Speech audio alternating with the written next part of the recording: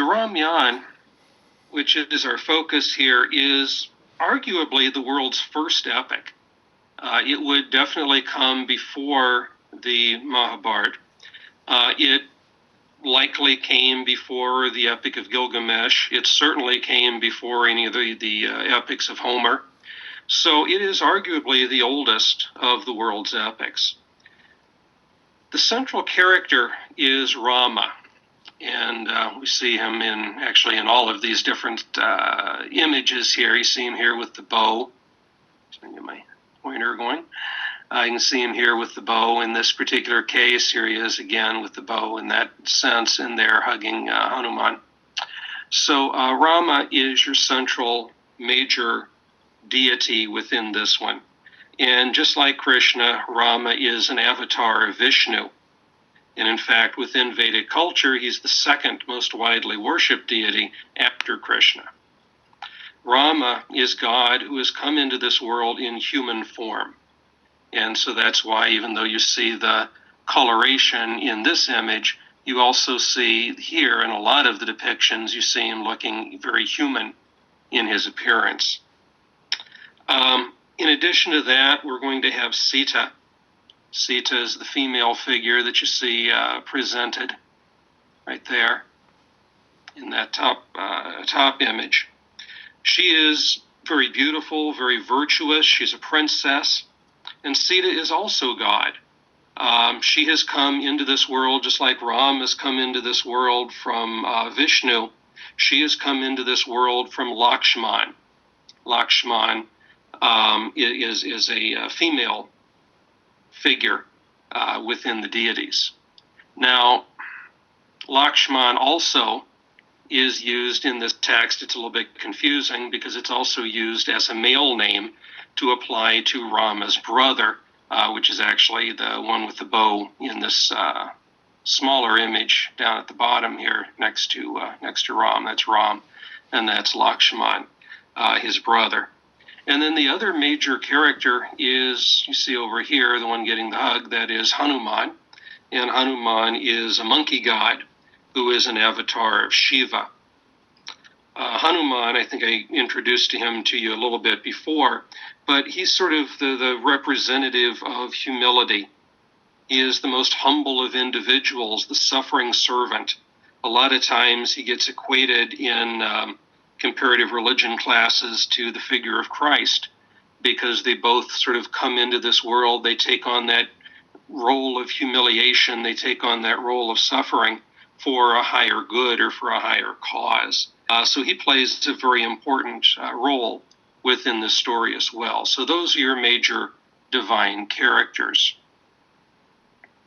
The concept of Vedic time also makes an appearance, and we talked about this before. The four yugas were the Satya Yuga, the Treta Yuga, the Vapara Yuga, and the Kali Yuga. The first state, being the Satya Yuga, is supposed to last for, we're told here, that there's some variation in different scripture, but we're told here that it lasts for 1,728,000 years. The Treta Yuga, the second period of time, for 1,296,000 years. The Vapara Yuga for 864,000 years, and our current age, the Kali Yuga, for 432,000 years. We're also told in the beginning of this text that there is what's called a Maha Yuga. Maha is great, so a great period, and that is one Brahma day. So to a divine being such as Brahma, one day is all four of those periods of time. So it's an incredibly long day, 3+ million years in length is one day within the time of Brahma. But anyway, we already saw, and we hear again in the opening pages of this about the story of the three brothers and how we Satya to the Treta Yuga, and how ego comes into the world from there. We should also remember about this, that once ego comes into the world, then dharma is diminished by that ego for each of the individual stages. So in that Satya Yuga, there's full Dharma. Everything's in a state of complete perfection, kind of like the Garden of Eden example in the Bible. Everybody acts according to the natural way. They do what's right. They don't think about self or ego or anything like that. But when the Treta Yuga begins, which is within the time frame of the Ramayana, a quarter of Dharma is going to diminish because of the influence of Ravana and the ego that comes into this world. By the time you get to the Vapara Yuga, Dharma is half diminished, and in our present age of the Kali Yuga, Dharma is 3/4 diminished. We have very little sense of Dharma left.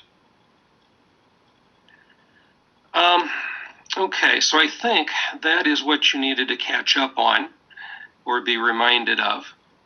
And so we're going to go into the Ramayana, which right within the opening pages of it, we are introduced to the traditional author of the text. And so if you have the book and want to follow along, I'm going to be looking at the top of page 4. Holy One, I wonder if any man born into the world was blessed with all the virtues by your Father in heaven. Tell me what the virtues are, and I will tell you the man who has them. Valmiki began his inward way, enunciating each attribute carefully. Integrity, bravery, righteousness, gratitude, dedication to his beliefs, a flawless character, compassion for all the living, learning, skills, beauty, courage beyond bravery, radiance, control over his anger and his desires, serenity, a lack of envy, and valor to awe Indra's devas. As Narada's eyes grew wistful, Valmiki continued, I know I am asking for protection in a mere mortal, but I wondered if a man of this world could have all of these, which not even the gods possess. The sage was convinced his perfect man could only be the figment of a romantic imagination. And so we see that at the beginnings of this, we have the figure of Valmiki. And Valmiki is traditionally considered the author or the founder of the Ramayana story. And so we see that he is looking back and he's thinking about the perfect individual. And those character traits that I just read through sound an awful lot like the virtues that are listed within the Bhagavad Gita. And so we recognize here that there is a certain ethical code, if you will, a certain sense of virtue that a person should have to be able to show towards others to be the perfect individual. And we're still, as in all of the ancient world, trying to find that sense of perfection. You know, I think that modern philosophy, particularly in the West, has moved away from that idea of trying to find the ultimate absolutes and perfects. We've embraced a sort of relativity in the modern world. But when you go back and you look at the ancient world, both East and West, you have, this seems to be what people are looking for, is that ultimate perfection, that absolute figure. And so what Valmiki is doing is he's kind of pleading with the gods here, and he's saying, look, this is the ideal or perfect individual, one that possesses all of these character traits, one who will be a perfect figure of Dharma, one who will be the exemplar for all of mankind. And he's asking for such a being to be brought into existence. And we find, of course, that Rama is going to be that individual that Valmiki is asking for.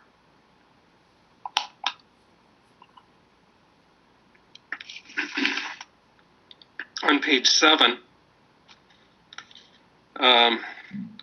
second paragraph after where it says the Ramayana, in a week Valmiki composed 24,000 verses. The legend came to him as if he were just an instrument, and the real poet was another, far greater than himself. He divided the vast poem into 6 books and 500 cantos. When he had completed this work of genius, he called it the Ramayana. And so we see here right within the text that Valmiki is being recognized as the original author of the Ramayana, that he did this sort of by divine assistance. I mean, how can you write 24,000 verses in only a week, right? It really wouldn't be possible to compose all of that on your own, and so we take that there is divine inspiration, divine origin that's coming into this. So like so many of the writings of the world that are considered sacred, Valmiki is more or less the vessel through which the words travel.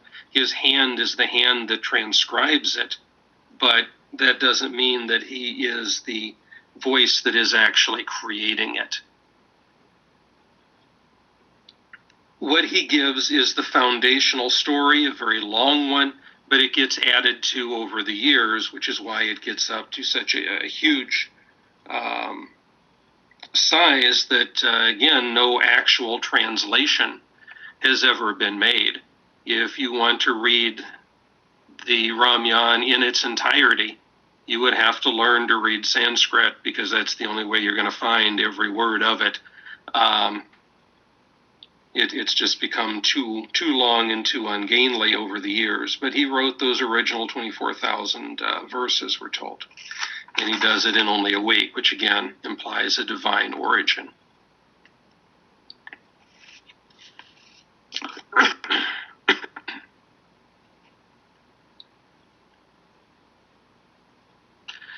One of the central figures, as I mentioned, in this work is Hanuman. And Hanuman has become a great figure of worship within a lot of Vedic traditions. So much so that there is a very important work called the HANUMAN CHALISA. The HANUMAN CHALISA, as it says here, is a devotional hymn that uses Lord Hanuman as the model devotee. The poem was written by Goswami Tulsidas.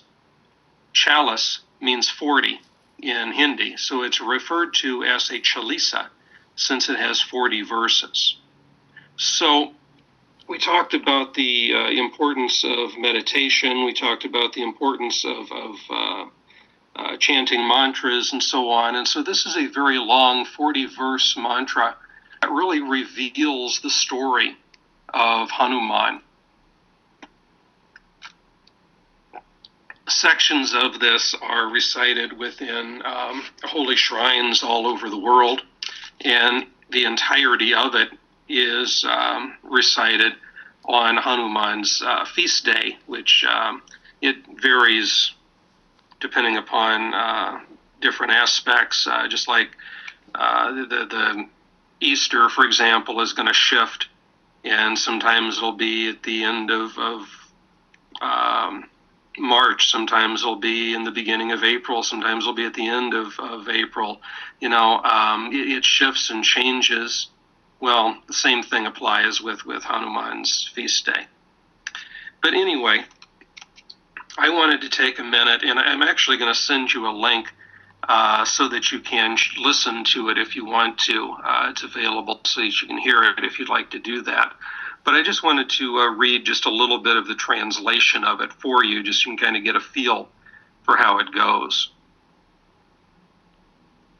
Hail Hanuman, ocean of wisdom. Hail Monkey King, you light up the three worlds. You are Ram's messenger, the abode of immeasurable power, Agni's son, named son of the wind. Great hero, you are a mighty thunderbolt, remover of evil thoughts and companion of the good. Golden-hued and splendidly adored, with heavy earrings and curly locks. In your hand shine mace and a banner. A sacred thread adorns your shoulder. You are an incarnation of Shiva in Kesari's sons. Your glory is revered throughout the world. You are the wisest of the wise, virtuous, and very clever, ever eager to do Ram's work. You delight in hearing of the Lord's deeds. Ram, Lakshman, and Sita dwell in your heart.